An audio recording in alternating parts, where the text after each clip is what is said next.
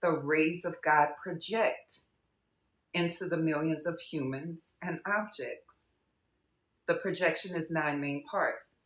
In yoga, we talked about the bliss body, right? Bliss, spark, rays, the kingdom of heaven. All of that is pointing. Ori, if you look at Ifa, all of that is pointing to you being something more, something divine, something not of this realm, but we inhabit this realm.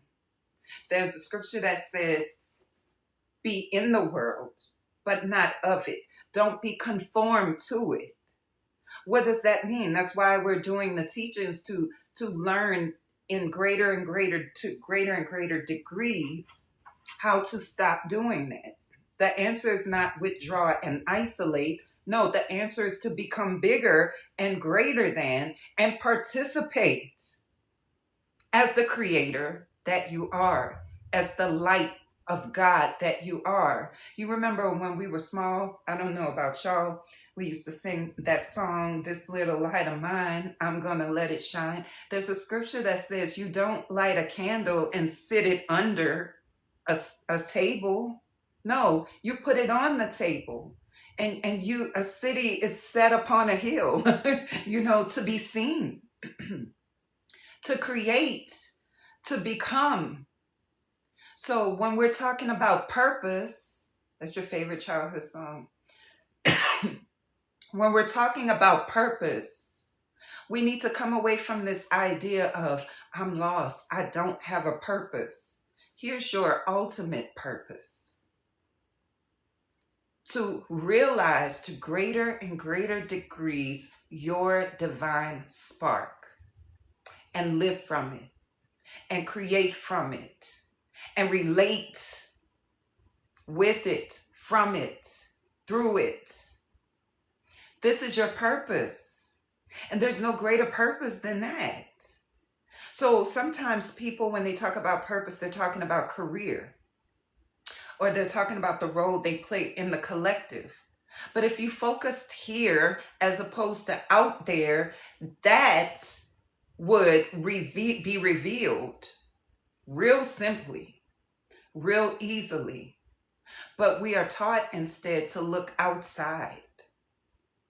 We're taught instead to seek what my purpose is outside, but your purpose is in, and the source of it is in. The abilities are within. So whoever is listening, if you ever said, I don't know my purpose, I don't have my purpose, I'm telling you that the rays of God project into creation, and you are here evolving into the brightest light ever. And in doing so, Ashe the greatest. And in doing so, people benefit. You naturally serve from being, not from doing, not performing, from being. Okay? So let's begin to read. The Ba. We're talking about Kemetic yoga. The Ba. The Ba dwells in the Ka. So before I start talking about the Ba, let's jump to the Ka and see what that is. Okay? The Ka is your abstract personality. It's your ego. It's your subconscious desires. It's your concept of self. It's your ethereal body possessing the power of locomotion. Your Ka survives the death of the physical body. It is the ethereal double containing the other parts. Now, I want you to remember when I was doing the teachings of the sheaths in yoga, right? There were outer layers and inner layers. And this is the same thing. They're inner layers of you. Okay? Now, I want you to remember that you're not just this body, you actually extend outside your body as well. Okay? So when we say in, we don't really mean in your body. We mean in your energetic field. Your energetic field doesn't stop at your skin.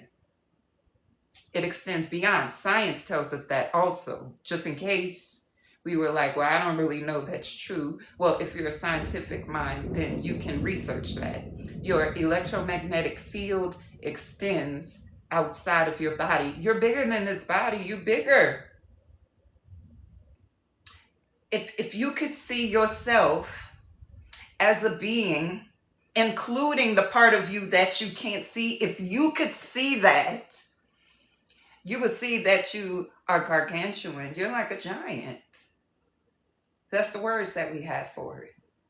And I think that is the beginning space of realizing you don't stop at your skin. Your electromagnetic field could be 3 feet out. Some readings say 6 feet out. Some say 10. Some say a few inches. And there are practices that expand your being. So if we were to have a special kind of lens to see you, you wouldn't be the height that you are in this body.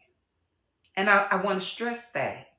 Because when you walk around feeling small, because maybe you were short, or maybe you had this or that or something that humans' eyes saw, I want you to realize that you are bigger, taller, and more. That's important.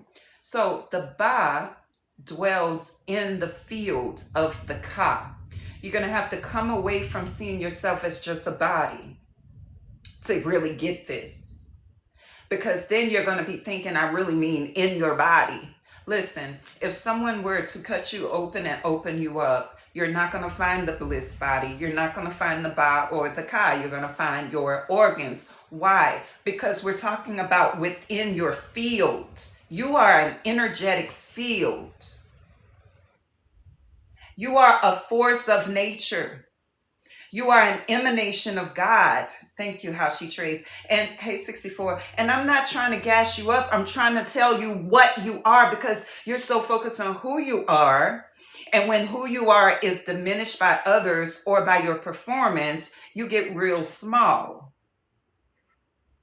So I'm trying to take you out of the realm of that into something that is true beyond what is seen. I'm trying to help you orient yourself into the unseen realms so you can stop doing some of the things that you're doing. Hey, so you are a field of energy. Can you say that? Say, I am a field of energy.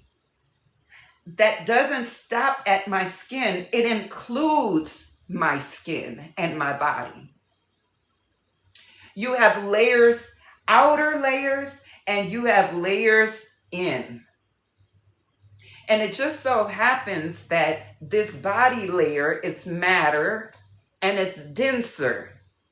And we are calibrated with our senses to hone in on only it. But you're big. When you're walking, y'all ever saw these videos? I don't know if y'all saw them on Facebook. There are these African men. And so on the reel, the men are taller than everyone else. And so as they walk around, people look up like this as they're walking. Have y'all seen that?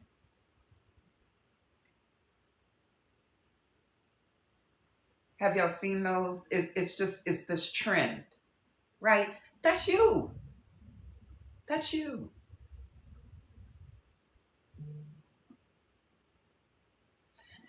If your eyes, they're so mesmerized. If your eyes could see energy, that would be you. You're big. Even if you only extend 10 feet out, that's still pretty big. All right. So the Ba is the heart and soul which dwells in the Ka with the power of metamorphosis, sometimes described as the higher self. So if we take this into the Sheets teachings, we would be looking at this as the bliss body. You cannot reach your bliss body with eyes, with senses. You can't reach it just by thinking it, okay? There's a practice of it. It is seen as a spark from the universal Ba, or God. Your Ba may be dialogued with. You can communicate with your higher self. And I want to say tap into your higher self to understand information. I like to watch how I'm saying this because I don't want to give you the impression that your higher self is separate from you and you're trying to tap in. You're trying to feel and perceive with your inner self. Your Ba, which is connected to the universal Ba. That's the many members of one body idea. You're a spark of many sparks, which creates a being, an entire being. It's like your cells have your consciousness. They're yours. Your genetic blueprint is on your cells. You have the blueprint of the universal Ba. My body knows my cells. Greetings, Ryan. Is this hitting home? And I'm breaking this down like this on purpose because I want to draw your attention away from this realm of distorted awareness. That's the phrase. Remember I told y'all some time ago, I was discovering a word or a phrase to replace ego because the collective has latched onto that word. And as soon as you start teaching on it, it starts causing their minds to go, ego, Sigmund Freud, ego, metaphysics, ego, we need our ego, what? Kill it, So I wanted to start bypassing that, and I discovered the phrase distorted awareness. Because truthfully speaking, when we mention the ego, we're talking about a bunch of things. So the part of the ego that I'm referring to, where I'm trying to draw you out of, is the distorted awareness. So let's talk about Gnostic cosmology. Can we throw that in also? Because we have like all of these frameworks that we can see something very similar. It's not different. Can we throw in a little bit of Gnostic cosmology in there? Okay, so in that cosmology, we are here in this realm, and it is said that, and I'm not going to go into how it happened, okay, but it is said that we have the spark of the Sophia in us, but we have been created in this dense matter and given distractions that prevent the spark from growing. You know what prevents the spark from growing? Distractions. In yoga, it says some comments were filtered, y'all. In yoga, we're calling that samskaras. We're calling that vrittis, mental modifications, attachments. When we talk about the manomaya sheath, the realm of the mind and the ego, you have all these distractions. And I think they're like 9 layers of distraction. Okay, so you rise from one and there's another and another and another. And the goal is to keep the spark of the Sophia suppressed. In the Bible, it's called principalities, rulers, spiritual wickedness, and high places. That's called spiritual warfare. I don't see it that way, but what I'm trying to tell you is many different systems are telling you something very similar. So at what point do you stop and go, okay, this is not beneficial to me? But you're so attached. That hits. All of these spiritual systems are telling you. Even in Ephi said we need to clear our ori and be connected. Why? Do I think it's wickedness? I can't tell. I like to stay away from that and call it what it is. It's distractions. It's distorted awareness that keeps you from evolving, but you're playing around in it. We all do until we come to a point. How many systems have to tell you that these distractions are not to your benefit for you to go, okay? But see, there's a scripture that says the lips of wisdom are closed, except to those with understanding. We are so attached to these distorted awarenesses that you think it's reality. Y'all remember earlier this year, maybe later last year, I read Plato's allegory of the cave. Even philosophy is trying to tell you this. Do y'all remember that?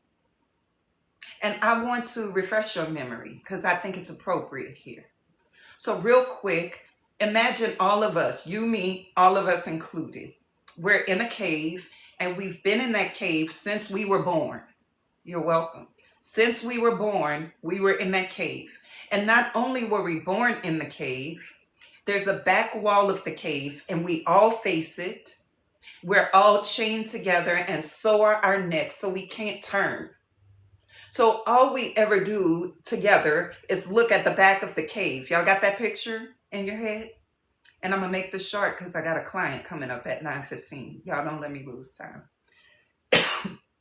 All of us, all y'all and me included, that's all we ever do is look at the cave.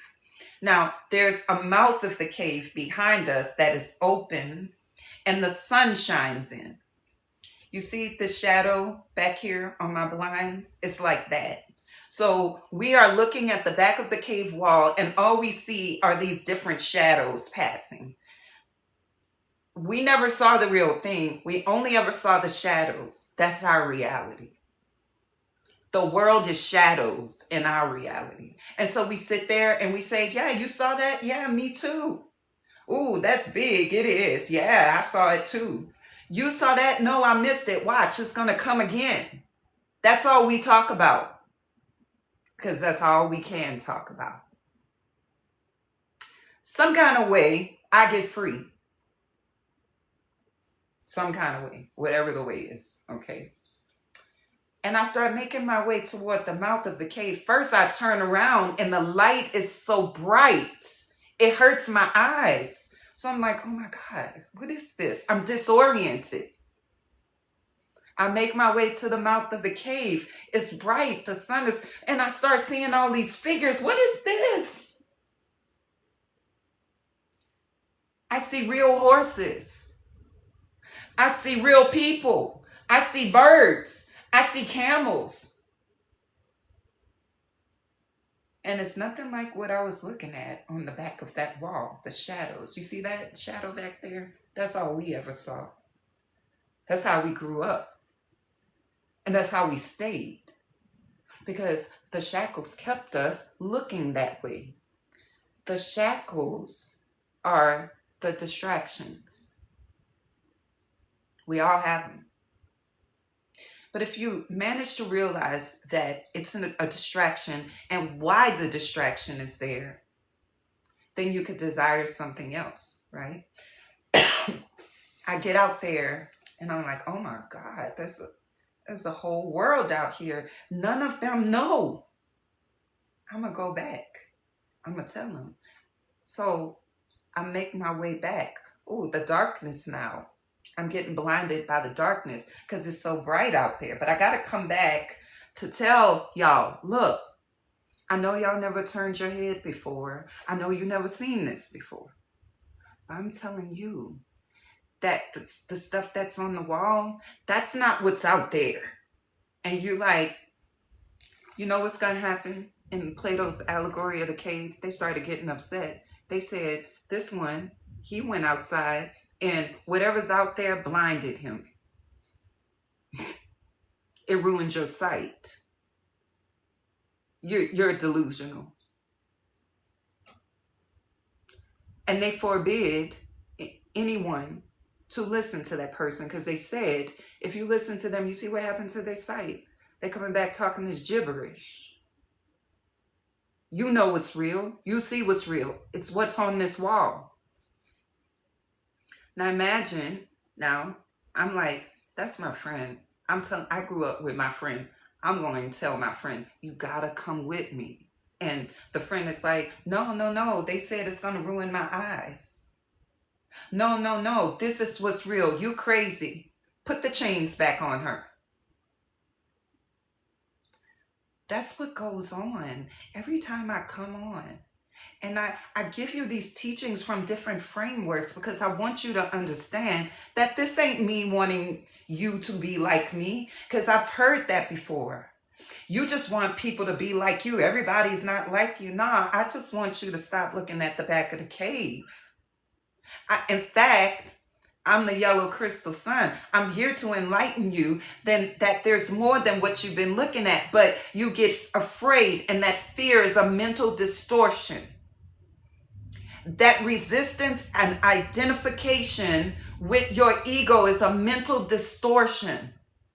And you favor the distortion over the truth because it's scary. That's the distraction. Because you never saw it before. It's uncomfortable. That's the distraction because you forgot. And when I say forgot, I'm talking about like a gnosis, forgot.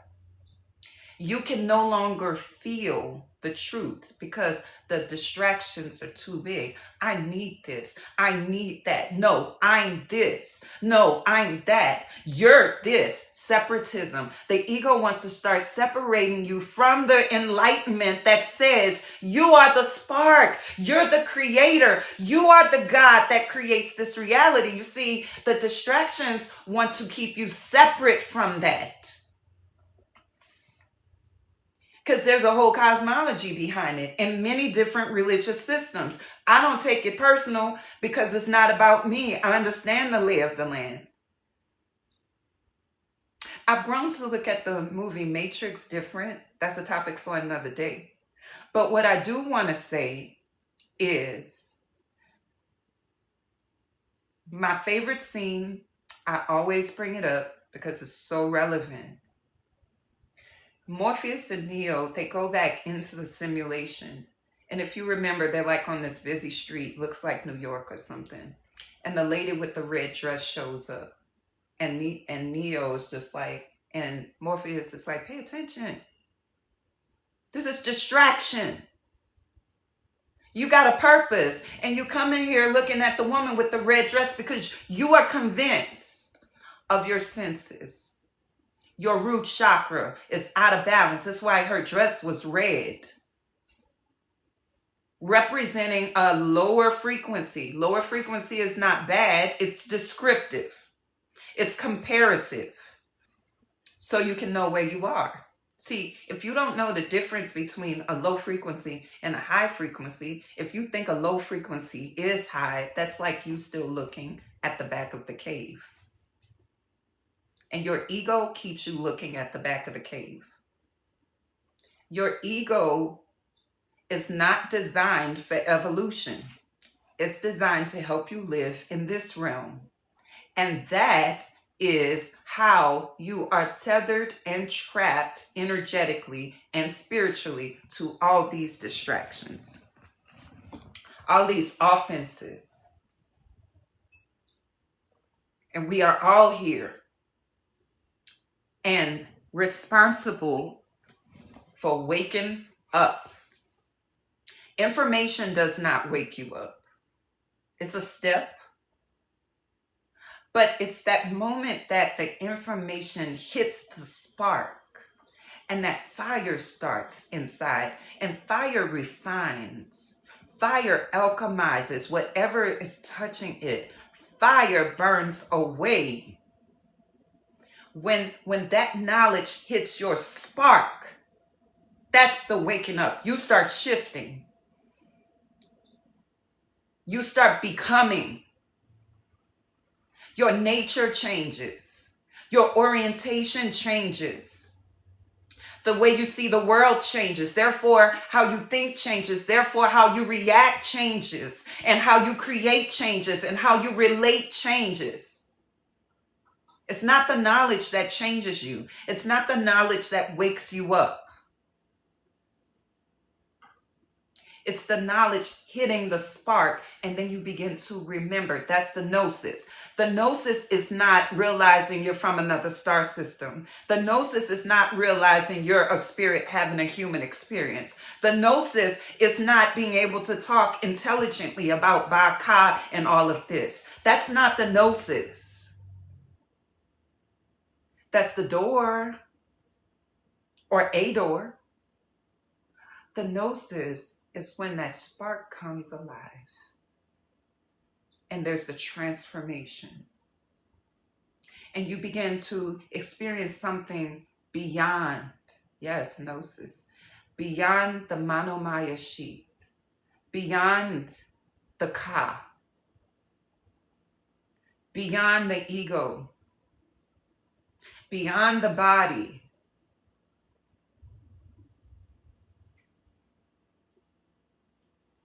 This is the equivalent of the Hindu Atman.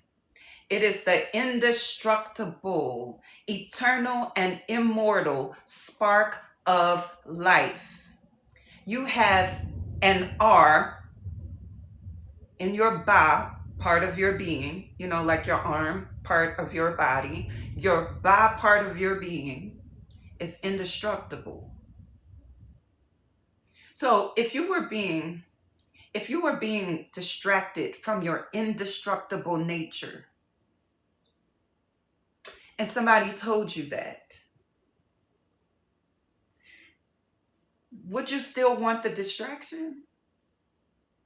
Yes, if the knowledge hasn't hit your spark yet, you're still playing around in certain circles and with certain things, and becoming more egoic, allowing your ego to guide what you do as opposed to serving the needs of your spark.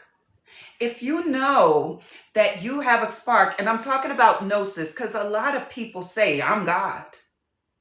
Oh yes, I'm God, walking around in the flesh. I'm spirit. That's knowledge because you're not living like it. You're not embodying it. The essence of it is not guiding you. Anybody can say, I'm God, I'm spiritual. They can say that. They might even have some wonderful knowledge. Remember, knowledge is on the manomaya sheath, the sheath of the mind, the intellect. Anybody can be there. Anybody can read a book and regurgitate some information to you. And you get tricked into thinking that people are spiritual when you have intellect, when you have knowledge, and you don't see the deeper thing within yourself, so you can't see it in others. And I know because I've been there. You think because a group of people are talking spiritual language, oh yeah, they're spiritual, they're deep. They're regurgitating things from TikTok. But are they living like it? What is their life like? Their lifestyle, their interpretations, their creations? Where do they create from? Where do they interpret from? What is their source of their daily life? That's the question, and you can hear it and you can see it.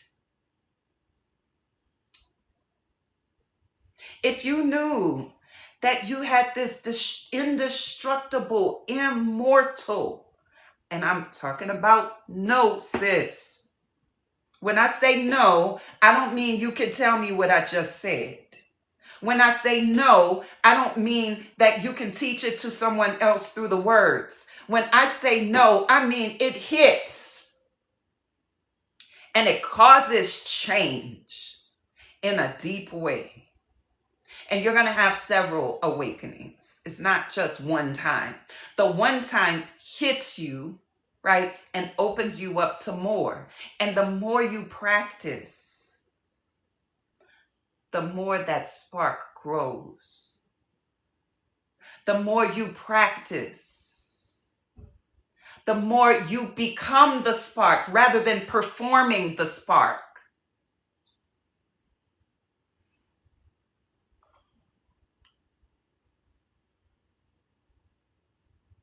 There was a series, I think it was called The Man Who Fell to Earth. I think it was called that. And this being was not human, but it took on a human shape. So it looked human. It didn't have emotions like a human. So it would perform humanity. It looked like a human. It did the human things. It got on the train. It took a shower. But there was something foreign to it. Emotion. It would sit there. You know how dogs turn their head, like emotion. It didn't have emotion. 10 minutes to 9. Thank you for that. It didn't have emotion. So it couldn't comprehend what does this mean, love? In the Matrix, there's the scene at the train station, and the two programs managed to give birth to a daughter that they cared about. And Neo says, "Your programs. How are you existing outside of the program?" Right? There's something about an embodied being that is more than performance. It's more than the right words. It's more than a spiritual look. It's more than something we put on to cover. It's a being. And you embody all your sheaths, all yourself. And you stand up because your identity is not on the Manomaya sheath. Your identity is not with the Ka. Your identity is not with your experiences. Your identity is not the way you want to be seen or where you fear that you're not seen. That's not where you identify. Embodiment is being. It's not more to know. You know enough right now to be the spark that you are. You know enough. You don't need more information.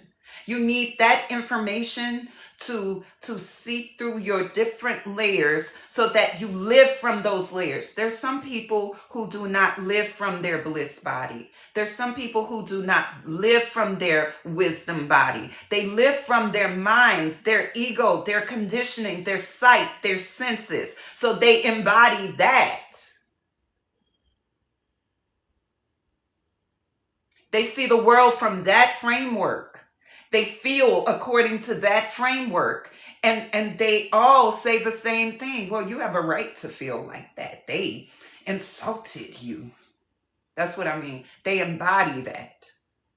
And then someone comes along and goes, did they really insult you? Or is this something egoic going on that you need to shift? No, they insulted me. I didn't tell you the whole thing. Everybody does the same thing on that sheath because they can't stand being wrong. They can't stand being looked a certain way. They can't stand really being different. Although they say I'm different, I stand out. When you say, no, you're different or you're the same or whatever it is, it's whatever the ego wants to fuss about. I could tell you you're different and you could get upset. I could tell you the same as everyone else. You're going to get upset. It's all the same. You embody the ego. And that's why you feel with the ego, you lead with the ego, you create with the ego, things that are tumultuous, things that are difficult and turbulent. And you think that's the way things are supposed to be. And then everyone looking at the back of the cave with you is saying, oh yeah, you have a right. My feelings are valid. And yes, they are. And you should be mad. And I'm not saying that you shouldn't. I'm just saying there's more. These experiences lead us to more. These experiences are designed to lead us to more or distract. It's up to you. It's up to you. You're the creator of your reality. So if you want to be on Manomaya sheath because you think you've been through a lot and you're justified, you should be there. You're the creator. But I'm just telling you, outside of you, this whole system, no matter what framework we look at, is telling you that this is a distraction to suppress for whatever reasons, because systems tell different reasons, but the common thread is the enactment is to suppress, because some kind of way when you become, it affects and throws the system off balance. Okay, let's continue. Your Ba is the indestructible, eternal, and immortal spark of life. It is not affected by anything that may happen to the senses, body, mind, or intellect. There it is. When you embody your Ba, this is not detachment. Let's talk about that. Because some people are very on the Manomaya sheath, very in their intellect. So they got a word and they got a definition and they go, okay, the answer is detach. I'm going to detach from everything. I'm not going to have expectations. I'm just going to float through. I'm not going to worry about anything. I'm just going to, that's very Manomaya sheath. I don't know if you could feel it. It's very intellectual, because as soon as they feel tired, as soon as they feel weary, as soon as a string of things doesn't start going their way, they jump back into it. That's not change. That's a decision to temporarily detach.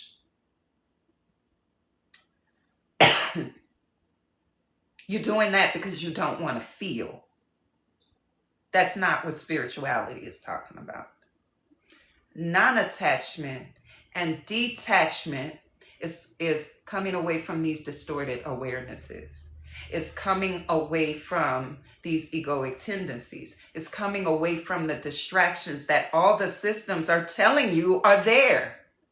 That's where you need to practice. Not, oh, well, they said this, I'm just not going to let that bother me. I'm practicing detachment because that's my spiritual practice. Fine, do that. I'm just telling you what layer it's on so you can desire something more. Yes, I am here to tell you that there's more. Yes, I am here to tell you that your work doesn't stop because you decided that you no longer feel a way because someone said something about you. Because when you inhabit the wisdom sheath, when you inhabit the Ba, when you inhabit your Ori, when you inhabit your higher self, you don't have to will yourself not to care. It really doesn't matter because you can't even perceive that frequency. That's like, what if a 2-year-old walked up to you and said, "You're stupid"? Are you going to feel offended? And be like, "No, I'm not stupid. I know you're going to do that." I hope not. Why? Because you're not on the frequency of a 2-year-old mind. I hope. If a 2-year-old, a 4-year-old, a 5-year-old walks up and says, "You're ugly," are you going to go into low self-esteem? I hope not.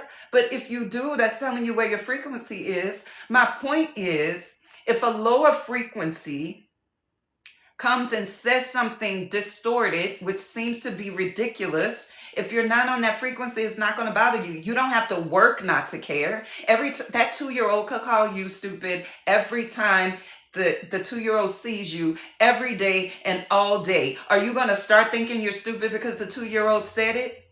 No, I hope not. Why? Because you're not on the same frequency. You're not on the same layer of the Manomaya as the 2-year-old. You don't have to work not to receive that. You just don't. You don't have to say, "I'm practicing non-attachment, so I'm not going to worry about that." Am I speaking truth? Am I speaking real and right to you? Do you get that analogy? So as long as you're trying to work on detachment, you're still on the Manomaya layer. Now you can rise up, sure. Because the Manomaya layer is not just one-dimensional, it's 3-dimensional. You can move all around in it. But it's very separate by nature, very hard work. And the more you entertain it, the more enmeshed you become in it, even if you're awake. So let's say it's not, but let's say the Manomaya is 10 layers. And the first layer is the densest. It's exhausting. It is. Let's say the first layer is the densest, most low vibration. It's right between the body sheath and the mind sheath. You're right in between, right? But then you rise up to level 2. That's better than 1. That's better than being only on the body sheath, right? But then you rise up to level 2. That's better than 1. That's better than being only on the body sheath, right? But you still need to grow.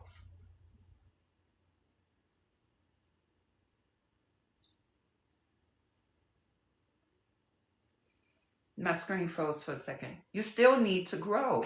So when you move from level 1 to level 5, it's not time to, I'm awake. I know everything. Nobody can tell me. I know because I do the work. I work on myself. If you look, I'm going to go here real quick and then I'll have to start wrapping this up. If you look at Gnostic cosmology, there's a being that was born from the Sophia, the goddess, and the being is ignorant. It said, there is nothing before me and nothing outside of me. That's what it said.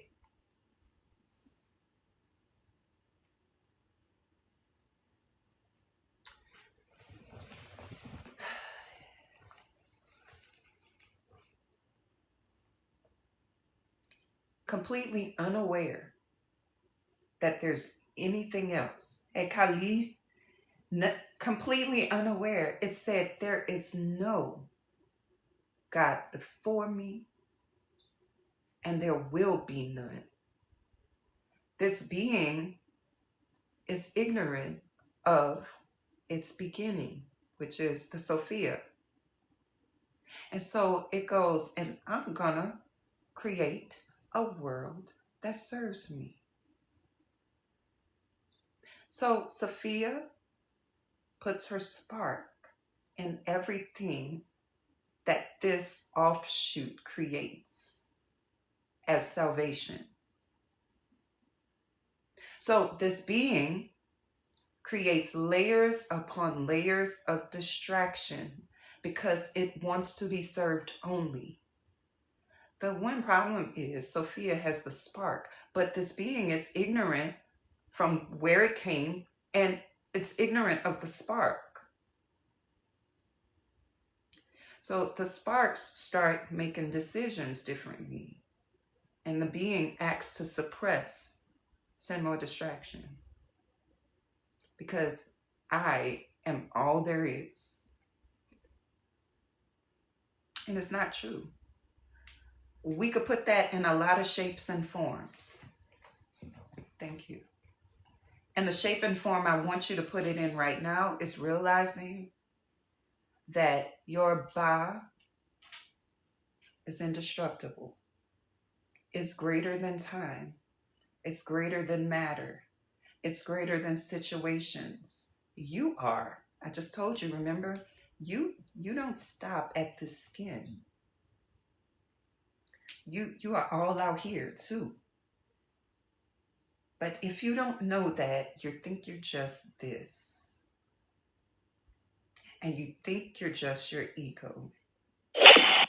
And so you begin to defend your ego when it's not even the most important part. That's the part that keeps you in the illusion. But you defend it. And you justify it. Even if you look at the laws of Ma'at, those are trying to take you out of an egoic existence.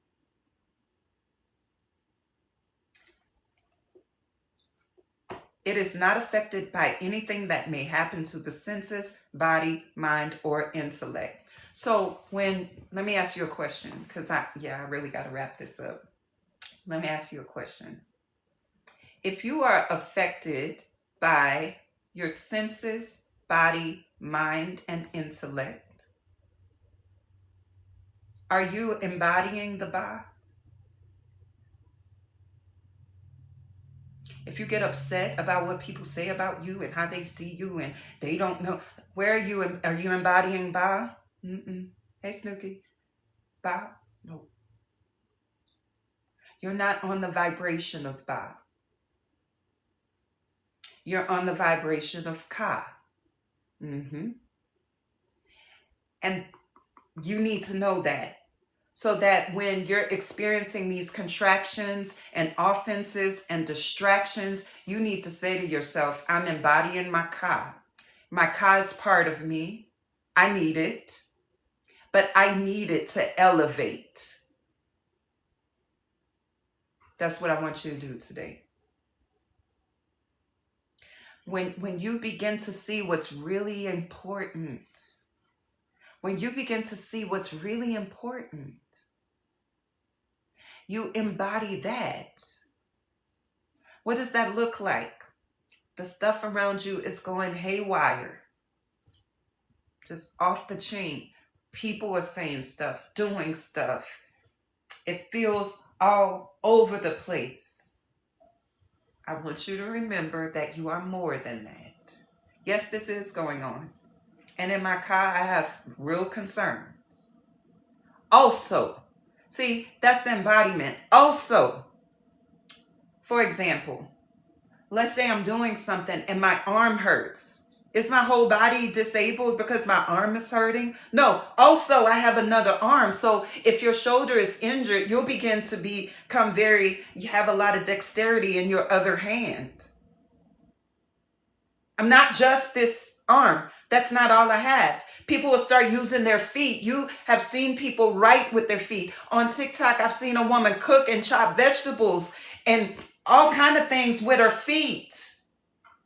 So yes, all of this stuff is going on. Yes. And also, you have this indestructible, eternal, immortal spark. And you have to figure out how to embody that. And we'll come back and talk about what embodiment can look like. But I think that's a thorough lesson for today. Don't you think? It's time. Yeah, my client starts at 9:15. I think that's a thorough lesson. Don't you?